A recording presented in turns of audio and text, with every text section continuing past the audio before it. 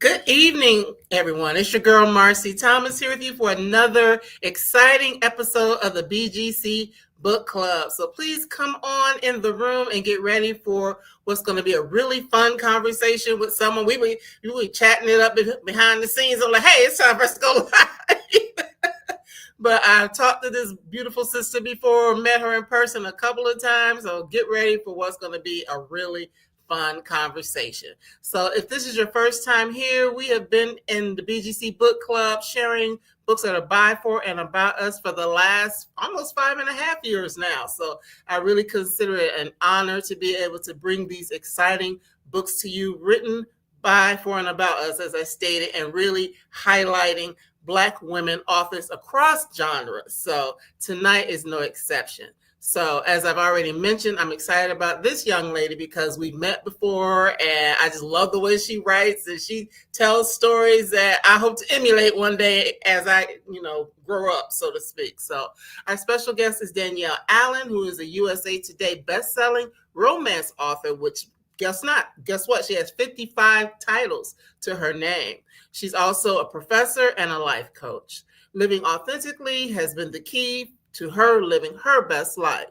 With a background in social sciences, helping people better understand themselves so they can become the best version of themselves is one of her passions. She aims to write contemporary romance novels that change the status quo of the game, and this book is no different. Tonight, we're going to be talking about Plus Size Player, which is a second book in a series. The first one, which we talked about last year, was Curvy Girl Summer. So I can't wait to dive into Plus Size Player. So without any further delay, let's welcome Danielle back to the BGC Book Club. Welcome, Danielle. Hi, thank you for having me. Oh, yes. It's such a pleasure to have you here. And I just want to congratulate you on this second book in the series. Thank you so much. I'm so excited for everybody to read it and get to know Nina a little better. Oh, yes. Nina is quite a character. And that's why we were chit-chatting behind the scenes. I'm like, Nina is different from Aaliyah, who we met in the first book. So I love Nina's story. So just to give a little, background, as I mentioned, this is the second in a series of three. And before we leave tonight, we'll show you what the third book is going to be. But when you set out to write this curvy story, did you know that it was going to be a series, or is it something that just kind of came to you as you got to know the characters? No, from the beginning, it was always going to be three best friends Okay. over the course of the same summer. Aaliyah's takes place which is Curvy Girl Summer, takes place from the end of June to the end of August. Nina, which is Plus Size Player, takes place from August 1st through September, like mid-September of the same year. And then Jazz's story takes place from June through the fall. Okay. So while some people are entering into the series with Plus Size Player, and I don't love it, but it's okay technically. There is a little bit of a spoiler, but Jazz's book has to come third because when you're reading the first two, you understand that Jazz is having a completely different summer than Aaliyah and Nina. And so when you get to experience what Jazz experienced during the summer, and which is a lot more somber and sad than the first two, but then also you get to see how Aaliyah and Nina show up for their best friend as we enter into fall. And then the men that Aaliyah and Nina end up with, how they show up for their women who are showing up for their best friends. So it was always meant to be this way. Okay. And that's good because you're right. As I was reading, it's like, yes, you're getting bits and pieces of all three of the women throughout, all of the first two thus far that I've had a chance to read. You do get to see them, but it's like getting little snippets of what's happening, and then we get a chance to really dive into their individual stories. So I do love that. And you're right. We have been seeing some other things that are happening with Jasmine, that she's kind of on the fringe of everything else that's happening, but then I can't wait to see how her story plays out. So Yes. that's pretty exciting. So let's dive in and just gonna tell y'all up front. Haven't read the book, don't expect spoilers. We are not gonna spoil this book for you. Okay. This is just really for you to get insight into what size player is about. And if you haven't read it already, really want to dive into the story. So tell us a little bit about who Nina Ford is. Nina Ford is a beautiful, confident, independent woman who has watched her parents have this beautiful, magical, loving relationship. So she knows the perfect relationship exists. She knows that the perfect connection exists, but she also knows how rare it is that people find that perfect someone. And she doesn't believe in wasting time settling for less than what she deserves. So instead of putting the pressure on some random man to fulfill all of her needs, there's a baseline that any man that she deals with has to be. But then she's like, okay, but one can be particularly funny, and Mm, one can be particularly fun, and one can be particularly romantic, and one can be particularly smart. And they have all of these other great qualities. They're kind men, they're good men, whatever. But like, they also have these things that they're really good at. So mm, then she is like, why date one when you can date four? And so mm, then she ends up having a roster of men that she entertains and enjoys while she is living her life. And so her story, unlike with Aaliyah in Curvy Girl Summer, where Aaliyah is looking for the one, mhm. Nina is looking for the ones, and she's completely content, and she has the support of her loving family because Yeah, they also know that their daughter is a prize. So they're like, the last thing we want you to do is settle. So do right, you. And that is what she does. But like, just like with anything, when you are doing your thing and like there's some people who they get the same type of cereal every time they go to the store. Like right. they might have tried a bunch of different cereals, but they keep going back to one. One just stands out. Mhm, And of the buffet of men that Nina has collected, one just keeps showing up and showing out. And so it's just kind of like it's hard for her to even she doesn't like to say she has favorites, but one just rose to the top real quick. And while other people can see like that's clearly your favorite right. because you're willing to rearrange some things for him. Mhm. If you're not busy, you're not busy. But for him, you doing and she's like, no, I don't choose favorites. But deep down, she knows like She if he calls, like if the fun one calls, then she's down. And so that's Nina in a nutshell. That's Nina in a nutshell. Yes, and just to let everybody know, if you haven't watched before, you can drop questions or comments, but no spoilers. 'Cause if y'all spoil it, I'm going to kick you out the room. But yes, just so we can have a good conversation with all of us. But one of the things I like about Nina is that she is a woman who has a roster.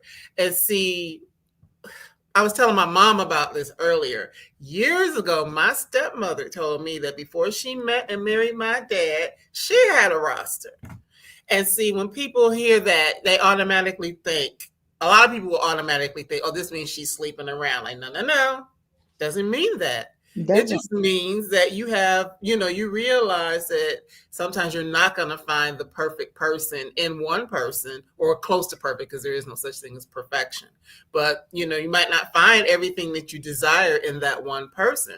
So why not go on dates? And have fun with the fun person, or get romanced by the romantic person, or sit and bust a gut with the funny person, or Mhm. go and get your education on with your smart friend, Yeah. or whatever it is. Why not do that? And there's nothing wrong with that. At all. And I think that we've been conditioned to believe that if you are dating around, that automatically means you have to be sleeping with them. And That's what they want you to believe. That way you just select one person and stick with it and that be that. But you don't have to sleep with anybody you don't want to. But if you want to sleep with all of them, as long as you're open and honest about how you getting down, there's nothing wrong with that either. But you don't have to sleep with everybody you go on a date with. You Right. can go on the date and enjoy that time and Mhm. then see them again and still not sleep with them. Right. There were people who were on the roster who never got the opportunity. Right. And there were people who were on the roster who had the opportunity. And then once, somebody started coming around more often and coming correct, she was like, what's the point in having sex with him Mhm. when this guy's over here doing everything that needs to be done? Right. So like I think that having a roster gives you the opportunity also to see what it is that you want Yes. and really be able to weigh, is this person meeting my needs, as Right. opposed to like that scarcity mindset where it's like, well, if this is who I have and this is all they can give, I guess this is all I can get. Where Mm. it's like, no, like, what is, I'm going to go on a date with whoever I want to go on a date with, and then the person who is meeting my needs and I'm meeting theirs, then we could lock it down and we can be together. But why would I shut down the opportunity to mix and mingle Right. when there's so many people to mix and mingle with? Yes, and I mean that's just truth. That's the reality. Because I think so many times women are conditioned that you find that one and you be with that one, and some people really don't date per se. They just like meet a person and they connect with that person, and next thing you know, that's their man, so to speak, or their woman, or Yes, whatever the case may be. yes, Whoever it is that you're dating, but there's nothing wrong with dating. And because I've heard somebody say that dating is like gathering information. You're gathering information about yourself, and you're also gathering information about the people that you're dating. absolutely. You wouldn't just put in one job application and then go on one interview and that be that and not even look at any other jobs. When you're job hunting, you look at all the jobs. You prepare your resume for all of the different ones that fit, only the ones that you want to work at.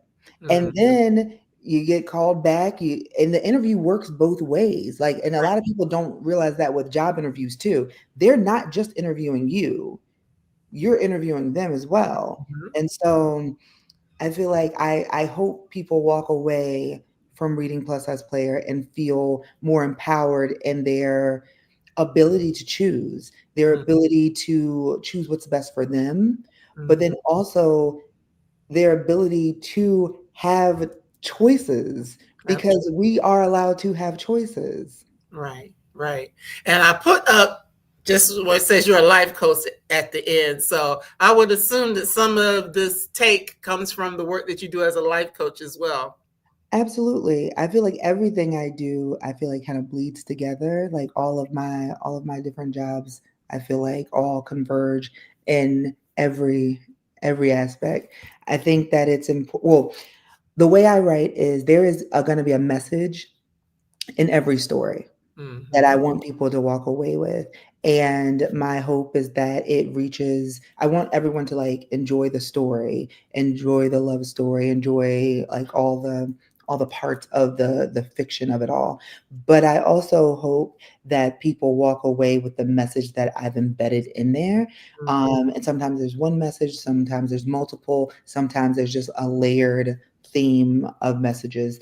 But I always want people to take away something important that I've embedded in there. And one of those things for Nina's story is about choice, and it is about empowering yourself to make the best decision for yourself. Absolutely.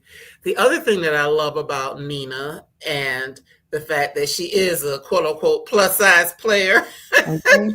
is the fact it destroys the myth that if you are a plus size woman that nobody's checking for you because Nina again has a roster. She has plenty of people checking for her and even some that aren't on her roster trying to get on her roster. Okay. I love that. I love that.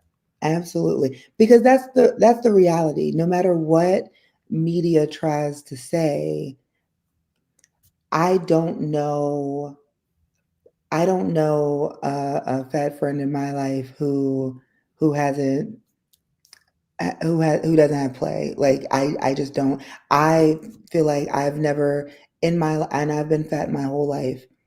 I've never not felt desired or desirable. I feel like the thing is, though, the messaging that comes from TV and movies will make you feel like, well, wait a minute, like, am I not the bad bitch that I know that I am? Come on But now. the reality is, when you are continuing to pour into yourself, when you know and stand firm in who you are and whose you are, then the messages that they try to like sell you don't align with the reality because there are always going to be people who find you attractive, who want to be with you, who want to date you, who want to be in your presence. And what I hope with because all three women, Aaliyah, Nina, and Jasmine, are all very confident in who they are. Um, Aaliyah, her mindset is just, I want to be with one man. Right. And Jasmine's mindset is, I am good. I'm Hmm. happy to be single. Thank you very much. Right. And Nina is like, I enjoy dating. Like, y'all need to get out here and see but like they move through the world differently. But Right. all three of them are very confident in who they are because they know that they are beautiful. And for Nina in particular, she is like what one would consider a quintessential bad bitch. Like she is that girl and she knows that and she has no problem letting other people know if they forgot or if they don't want to acknowledge it.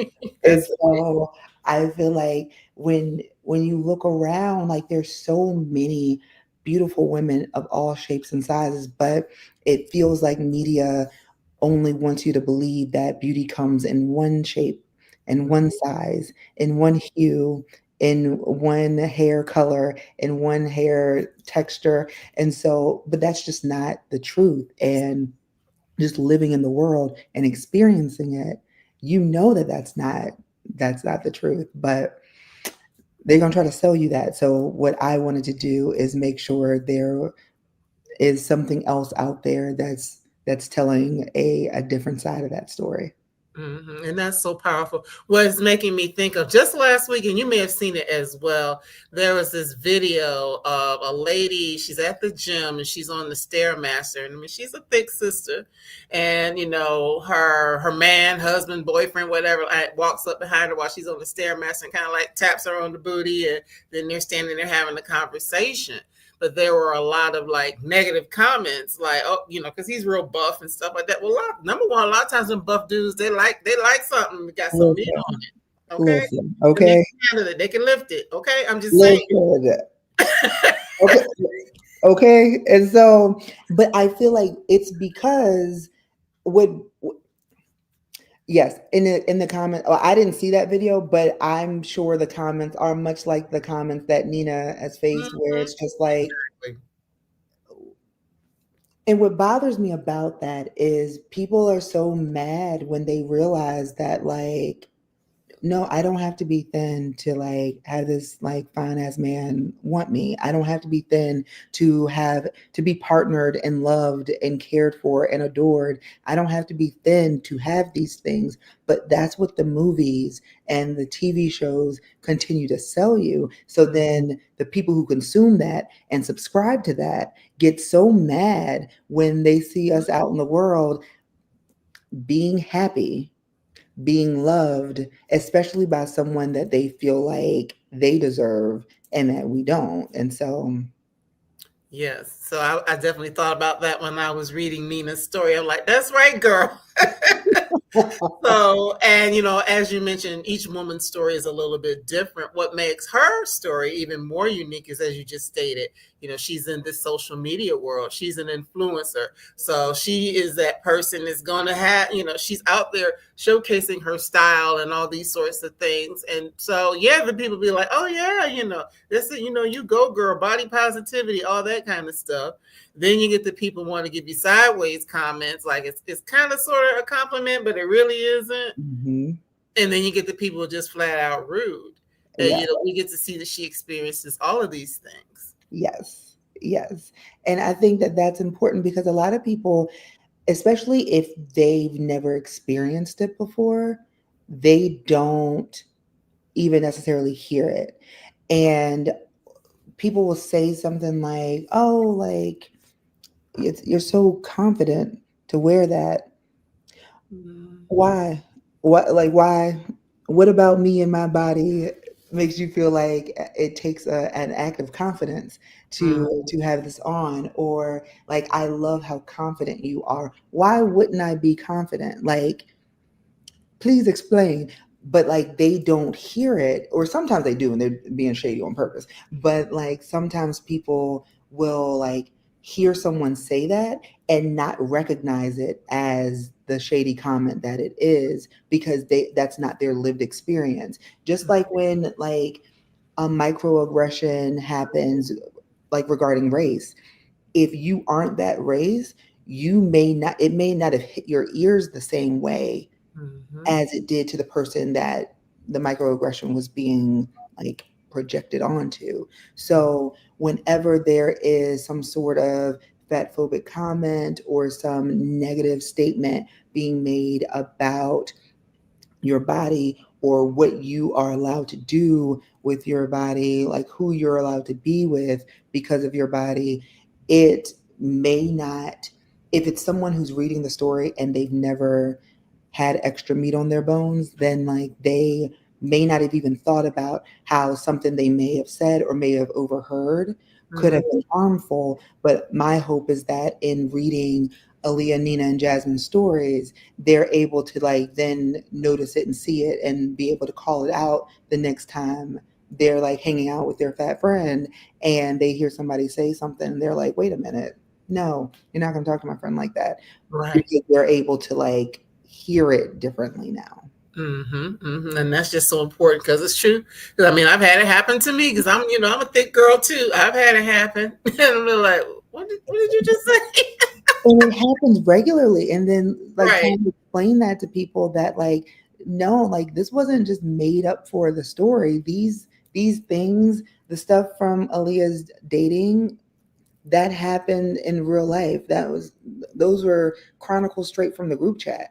I feel like the stuff that happens with Nina, like you can see that when you go to like Lizzo's page and Right. see how she'll just be minding her business and the negative comments that she'll receive, and other like plus size models, like the comments that are made about them regarding their weight, and the post has nothing to do with their weight. People just saying any old thing, and You so just for no reason. Yeah, yeah. Let people live.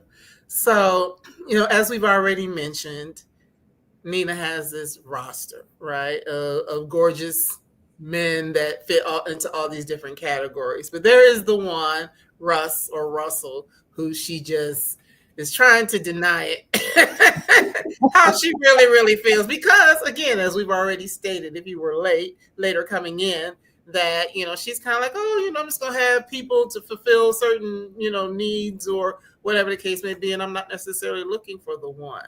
But this Russell, tell us a little bit about Russell. I already know because I read the book, but just so people can get a feel for who this guy is that's kind of knocking Nina off her square a little bit.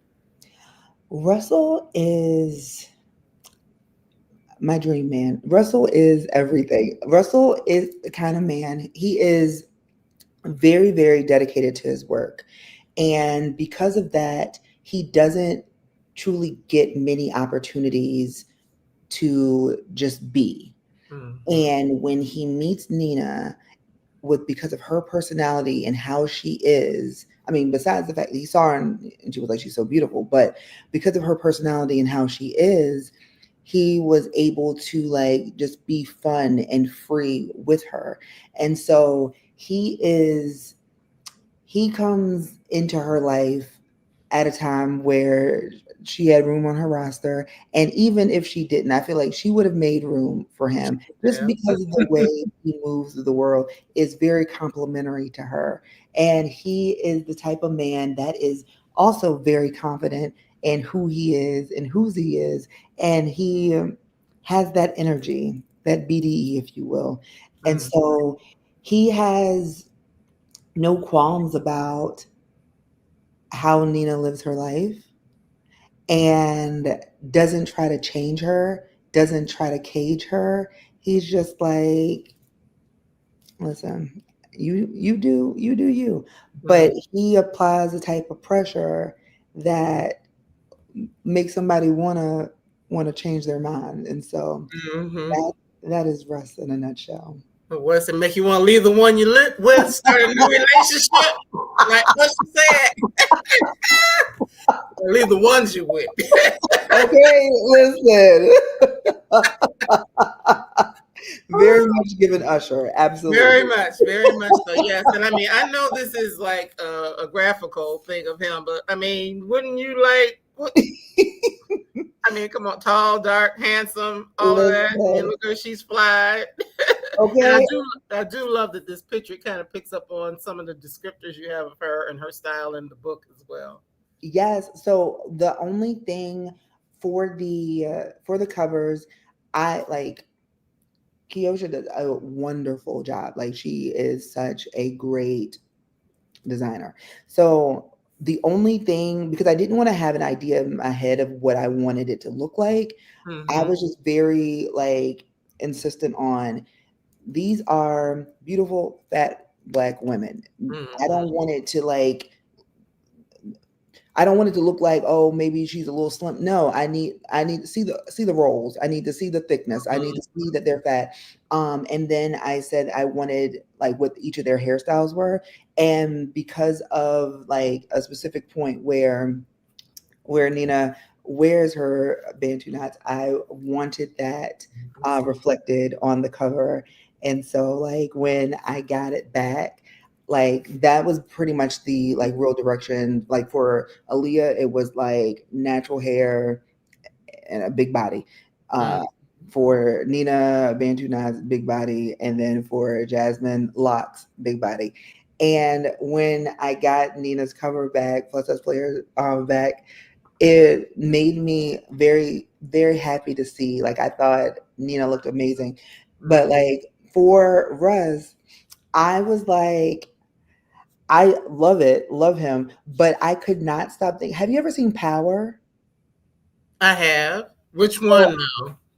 the first one, the original. Okay. Okay. I was like, does that not look like James St. Patrick? Like I was like, it's giving Ghost. So like, It goes. You know who is giving me? It's giving me Ralph Angel. is so many people have said that. So many people have said that in their mind when they were reading it, they saw Kobe Yeah, and yeah. Kobe. Both, Kobe both. Nothing wrong with either one Listen, of them. either or. Either or. They do have different looks, but either Yes, or. just swap them out. Whoever you want to imagine, I'm cool with. Right. You can imagine who you want to imagine.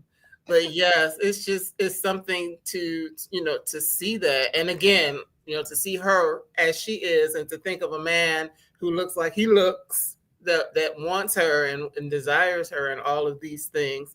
But again, we've already said no spoilers. So there's some stuff we're not going to talk about because you have to read the book to Yes, find out all of the things that happen in their relationship. But one of the things that I like about him, you've already said, they're alike in that they're driven about their careers and things like that. They're both stylish individuals and things like that. One thing I really love about Russ is that he is that brother that really pays attention. And we yes, see that throughout the story. That I love the idea if you say something to someone that they're paying attention to what you're talking about. yes. That is so sexy to me too. Like, because Hmm. yes, listen to me. Take notes. Right. Okay? Like, love that so much. Right. So yes, if I mention whatever it is, and then the next week you're bringing that thing, or taking me to that place, I'm like, oh yes, see, that's what we're talking about. You paying Okay. So I mean, in that regard, even though we're calling him, or she's calling him, the fun guy, really he's also the romantic guy. Hmm. He's also at times the funny guy as well, and he's intelligent, he's driven in his career, and he's become successful in the things that he's doing. So really she has all of them in the one, Yes, ultimately. ultimately. But that's what happens sometimes when you put people in like a box, and then you just know them for that. That's all you want to recognize them for. That's all you want to like acknowledge them for. You have them in that box, so that's all they represent in that moment. But as you get to know him, it's like, oh wait, there are other things. But she was focused on the thing that he is on the roster for. Like, you're Right. there for fun, so we're gonna have fun. But while they're having fun, she can't ignore how smart he is and Mm-hmm. how romantic he is and how funny he is and Mm-hmm. all the things. Mm-hmm, mm-hmm.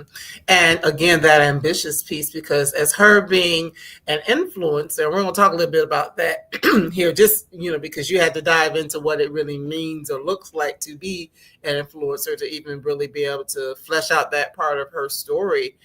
Just seeing that that similar drive, because I mean, most influencers, you don't wake up being an influencer, put it that way. There are steps that you have to take, there are things that you have to do, and putting yourself out there. And you show that it really is work, because people might think that it's not really work, but it's work to be an influencer. Yes, like she built her platform showing just different fashions, because as someone in a bigger body, the fashion industry took a little while to try to catch up to what actually was stylish. And so being able to put looks together, because fashion isn't necessarily just the garment, Mm-hmm. like there's a style element too that has to come into play. And so she is putting together her own personal style and then showcasing, like, hey, I got this top from here, these bottoms from here, and this is how I put it together, so that other people with bigger bodies can see like how they could like potentially style an outfit. So that's how she really got her start, and grew her platform from there.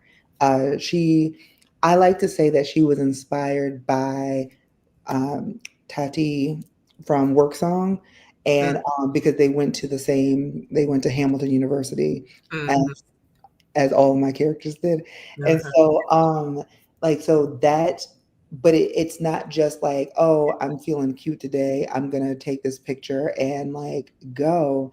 Like, she did batch content. She had to like look for the looks, plan out when she was going to post.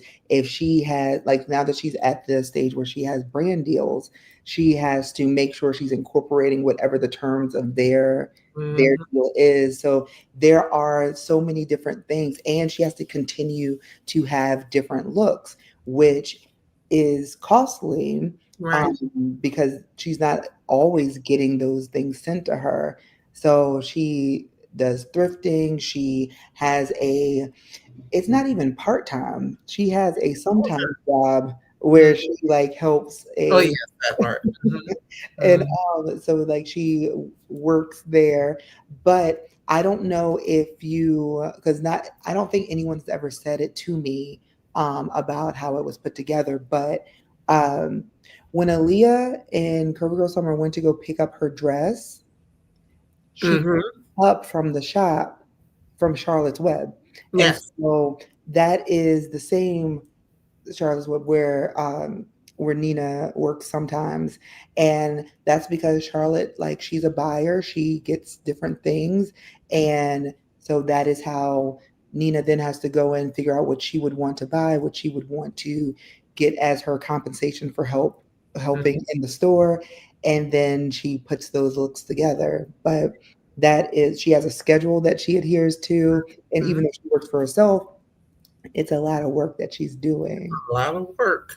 And, I think sometimes people don't realize that because, for those of us who are just like kind of scrolling and seeing, whatever, you don't know how much goes into that. Like, okay, I have to plan an outfit. I have to make sure I have the parts of the outfit. I have to film it. I might have to film it multiple times because Mhm. it might be, I mess up. Then I got to go and I got to edit. Then if I am using, if I am being gifted certain things, I got to make sure I'm acknowledging those people and tagging them and, all that kind of stuff. So when you see these people with these get ready with me every day or, whatever it is that they're doing, posting 2 or 3 times a day, trust and believe that's a lot of work. That's a lot of work. I couldn't do it.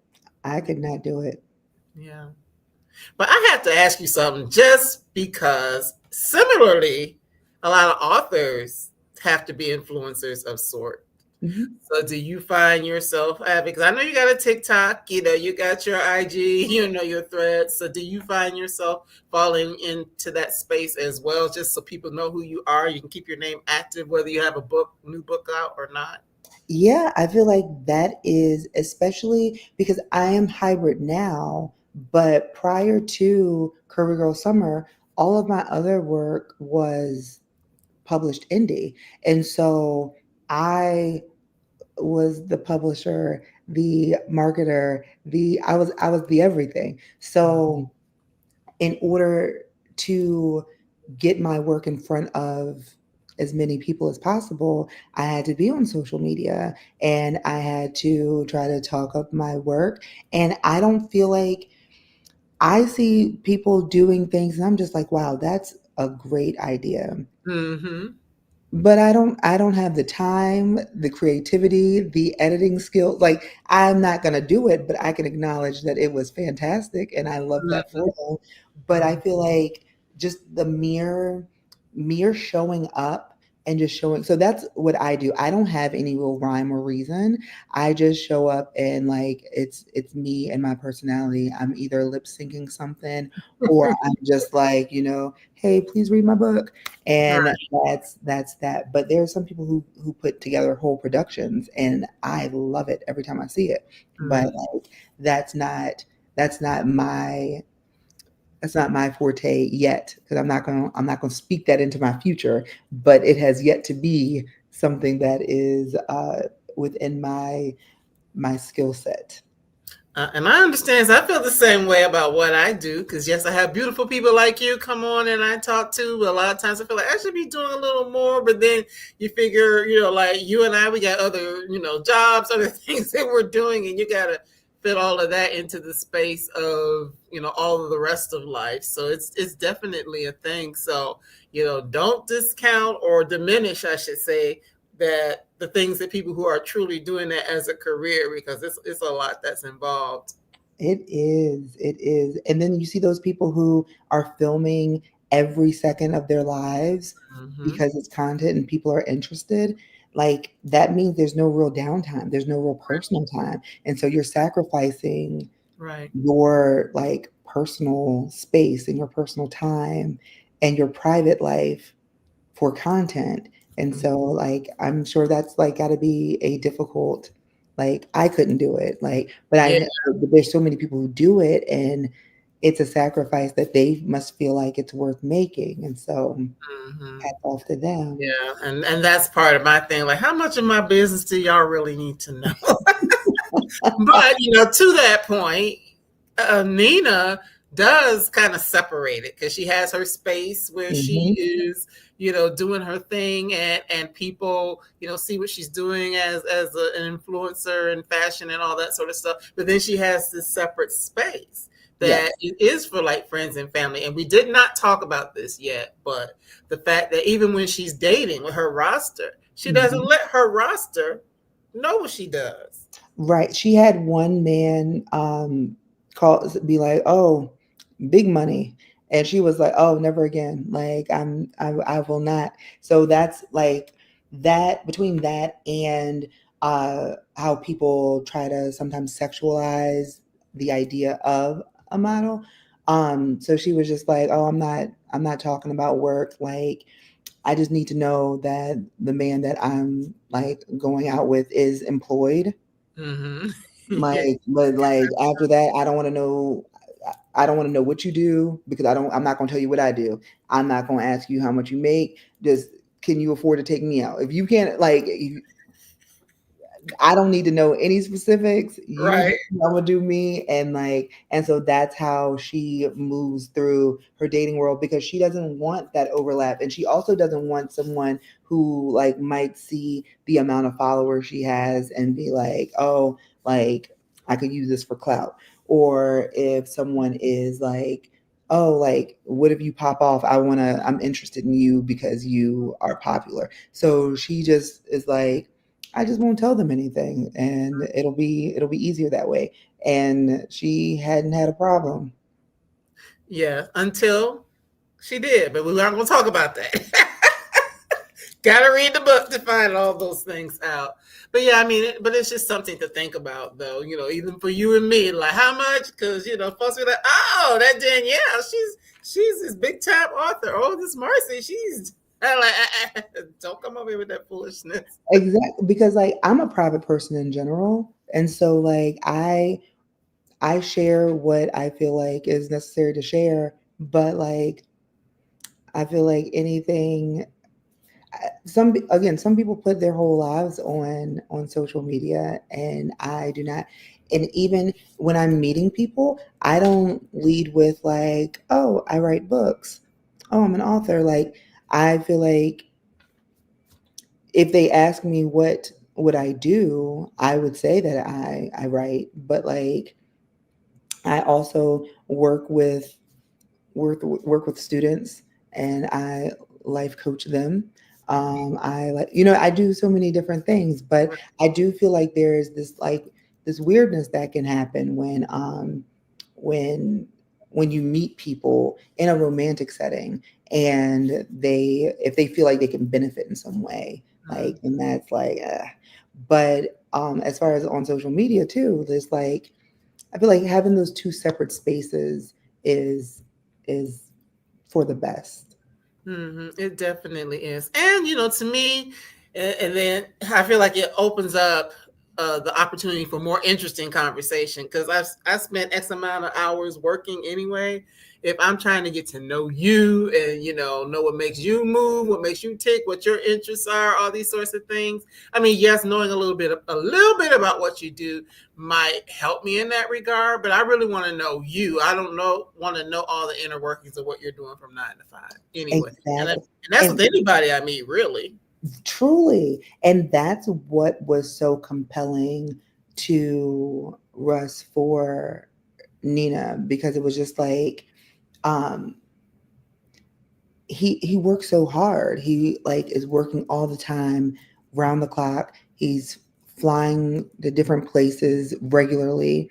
And so to meet somebody who was not trying to like ask him about work, he could just turn that part of his life off and just be in the moment. Like, he loved that, and she loved that for him. So it It's was definitely beneficial.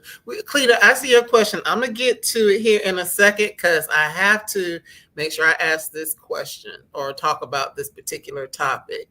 Now, of course, your books, you don't shy away from dating, romance, sex. And I was teasing you before we came on here, like, okay, if you had a chance to read Kirby Girl Summer, there are, she's having relations.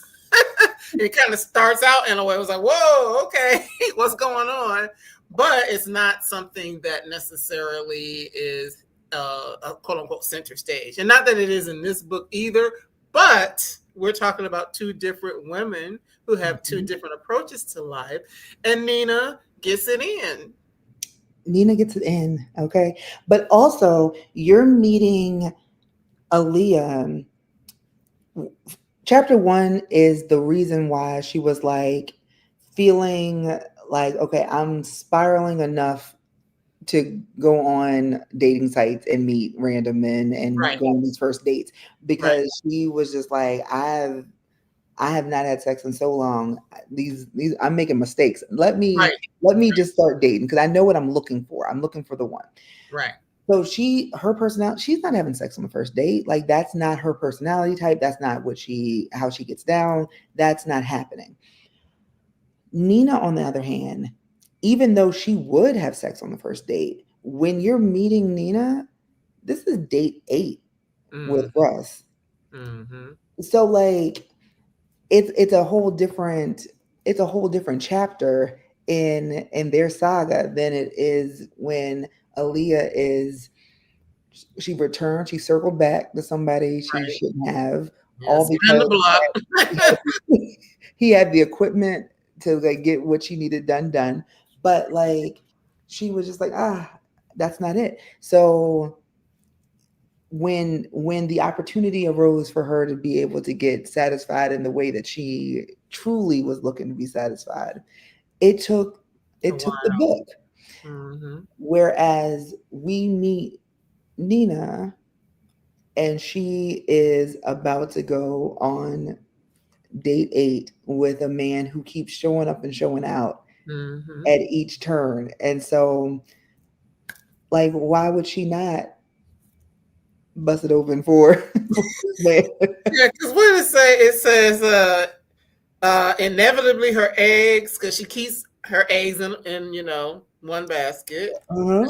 She said, yeah, she says, it says she's found everything she's ever wanted in a partner in one man. Inevitably, her eggs are bound to get cracked like her Like back. her back, okay? And so Yes, and so because yes. they were having sex before the book started. Well, the books. Whereas Aaliyah, the who she ended up with, they were not having Mm-hmm. sex before the book started. So it was a different journey. Jazz's journey is also different than those two because she's in a different space than where Aaliyah was looking for the one. Nina was not looking for the one, but she was happily dating around. Jasmine isn't looking for a partner at all. She was like, it'd be nice to have sex again because it's been a couple years, but I'm Yeah, not it's not pressed. pressed. Exactly. I'm Mm-hmm. not pressed on a relationship. I'm just looking, maybe a little friends with benefit situation, maybe just the benefits, honestly, but like not looking for a relationship. So all of them are approaching or in a different phase of their life this Mm-hmm. summer, coming into the summer. Mm-hmm. And Aaliyah, I wanted people to feel some of the stress and anxiety that she had, not just with dating, but with her family and all of that. Nina, Nina was living a very privileged life. Yeah, She she had a was good life. Has a good life in the book. right. Like she is like her family is supportive in her endeavors. They are supportive in her not settling down or settling for just any old thing. And she is loving dating. Mm-hmm. Whereas Aaliyah was just like, this is the worst. Like these dates are the worst. And Jasmine, I cannot remember if it is I don't remember if I said it in one of the books, but Jasmine was married.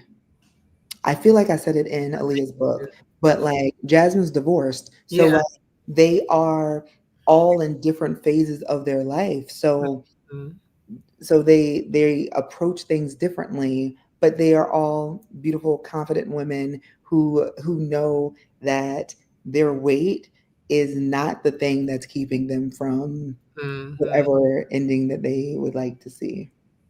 Yes, and that's what I loved about it because it's showing that again, what you look like doesn't matter. You find that person that desires you, and you can have whatever it is that the other people think that you're not entitled to or you're not gonna have. You can have that Mhm. and have it multiple times. I'll just leave it at that. As much as you want it. As much as they can handle. As much as you can handle. So yes, I just said thank you, Danielle.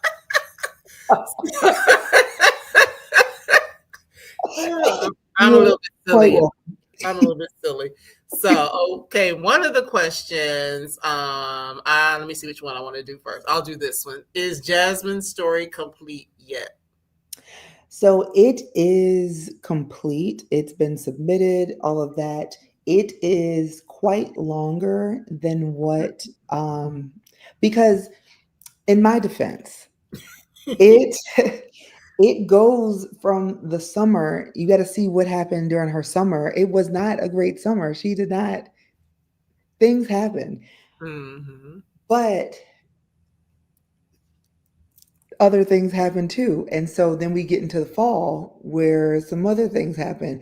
And then you also get to see everybody reunited. So it ended up being longer. So is it complete? Technically? And I am tasked with removing some scenes. Okay. So that is what I'm in the midst of doing now. So has it been turned in? Yes. Um, am I removing some scenes because it is well over the word count threshold? Yes. So I, but The it's done, but it's just it's being editing trimmed process. down. Yes. I love that. I love that. Cleta's other question, and we kind of alluded to it before, wondering how you move from indie to being published. Well, I let me tell you, it was very much a it's all God, honestly. I have always, every time I write anything, I see my stories playing out like movies in my head. And I am just typing what I'm seeing in my mind. And I was like, oh, I would love to see my book as a movie one day. And I knew that the process to that happening is easier when it's traditionally published. Mm. So I wrote on a vision board. I made my vision board. It was me and one of my best friends. Um, did the vision board, put um, that I wanted to be a movie, but then I knew that the path to that meant trad, and the path to trad meant an agent. So I just put get an agent Okay. on the board, and then that's all I did. I did not look for an agent. I did not query. I didn't do anything. Literally, we talked about this. I talked about it with him, and I talked about it with God. And then I moved on because I had a book that I needed to get to the editor in January. 2 weeks after putting it on my vision board, I had a call with Ashley Antoinette, and in that call, she was like, I think you're talented. Are you looking for representation? And I was like, yes, I am. And then I told her about the vision board thing, and it just felt very meant to be. So she became my agent. And then I was still writing like other stuff while I was putting together the I forgot what it's called, the storyboard thing for the Curve series. And Mm. so then my deal came to be. Like it really I just love was all God. Like I don't know the proper even names for the different steps because the way it came together. And it wasn't like an overnight thing for me because I started writing and publishing stories in 2013. Mm. Mm. This Mm. my first traditional book came out in 2024. The Mm-hmm. deal was signed in what 2023. So like it was 10 years of me publishing indie stories and then like getting the trad deal. So I'm very much I consider myself a hybrid. Like I feel like the bulk of my work is independently published. Mm-hmm. Mm-hmm. That was a good question.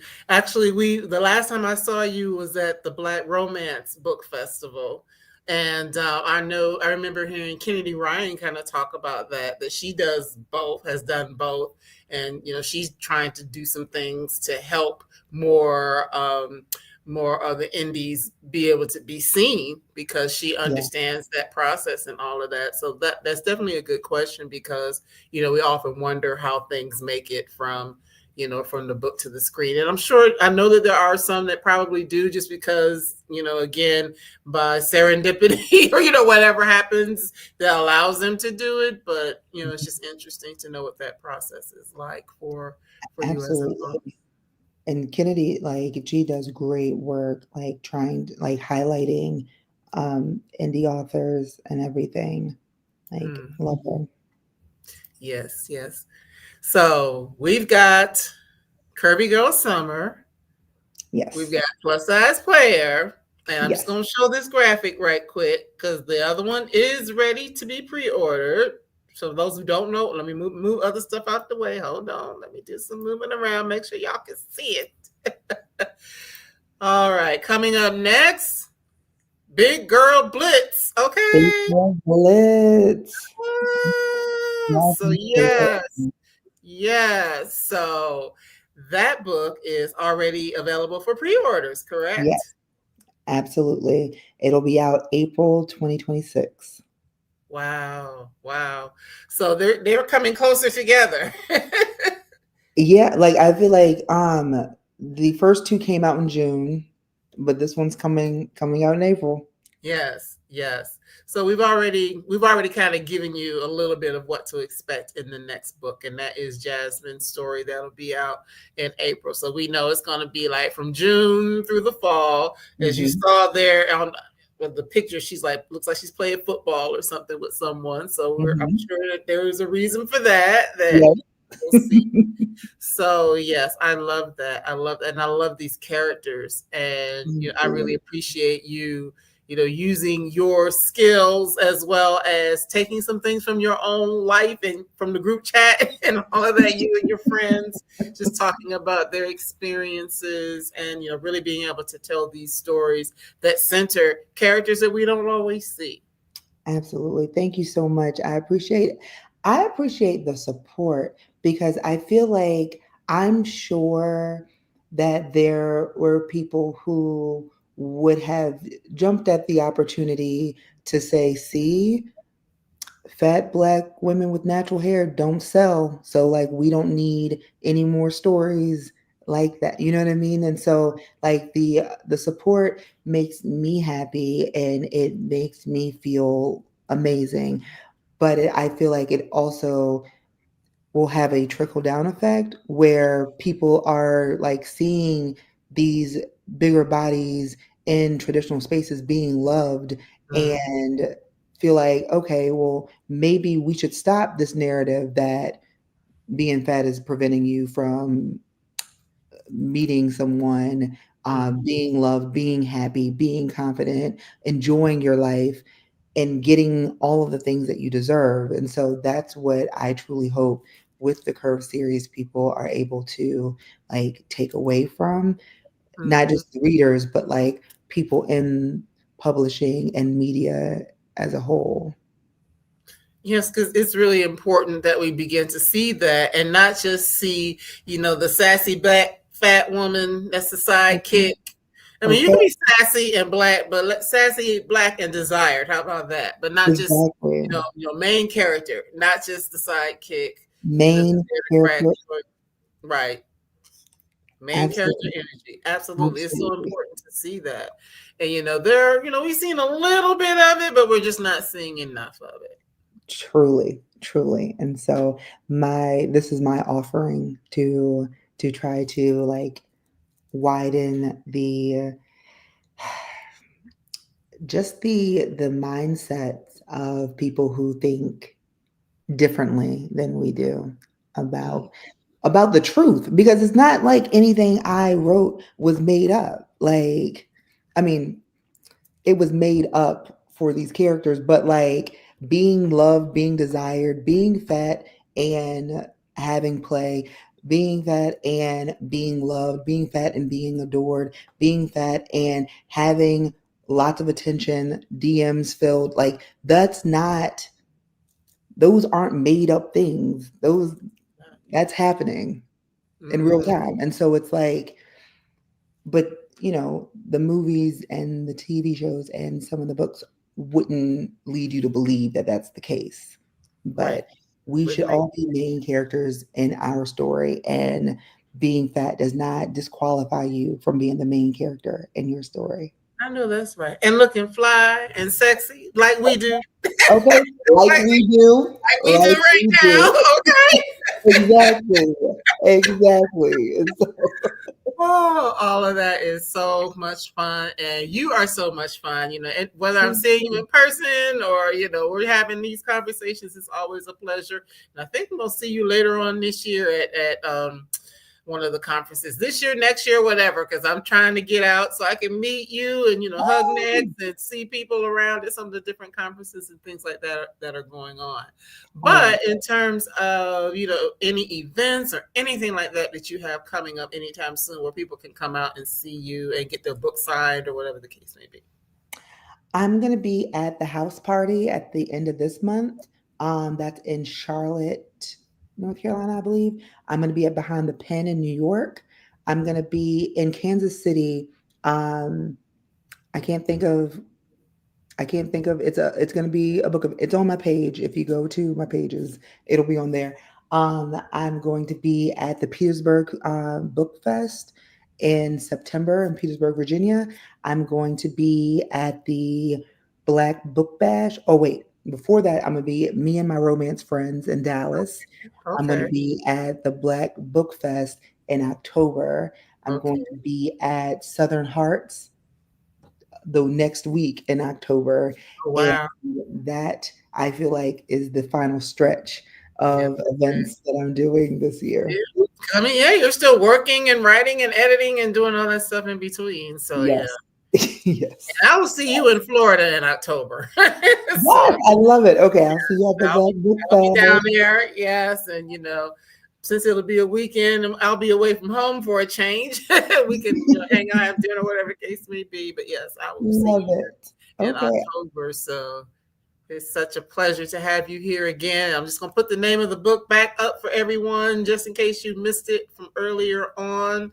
And it is available wherever you buy books. But of course, there is a Brown Girl Collective bookstore, which is just that Brown Girl Collective bookstore.com. It is actually attached to Bookshop. So you can find Danielle's books there as well if you don't have a preferred place where you like to get your books. Independent bookstores are great, but if you don't have one in mind, you can shop where in the store that I have. So that's all I have for now. I am going to show the graphic of all three books again. So if you haven't read the first one, you can get that one, and you can go ahead and pre-order the next one. And so let me do that right quick. Danielle, I'm going to let you grab some water because I know we've been talking for a while I show off your books. But don't hang up just yet because I want to say goodnight to you. But for everybody else, say goodbye to Danielle. Bye. Thank you so much. You're welcome. You're welcome. You're welcome so much. So yes, again, it's always off the stage. Shame on me. It's always a pleasure to have Danielle with us to be able to talk about her wonderful work, books, all of the things that she's doing, and making sure the power of us having these conversations with Black women writers, specifically, that they're telling stories that have meaning to us, whether it's the older woman or the plus size woman, whatever the case may be. We can see ourselves in the stories, and I just think that's so important. So one last time, I do want to show we've got Curvy Girl Summer and Plus Size Player, which we talked about tonight, and then Big Girl Blitz, which will be out in April of next year. So everybody grab all of those, read them, make sure you're following Danielle so that you have an opportunity to see where she's going to be and have those chances to meet her in person and things like that. So the last thing I do want to share with you is actually this week, we have a double dose of Black love, okay, this week specifically, and it's a book and a story, which many of you, well, maybe not the book, but the story you're familiar with.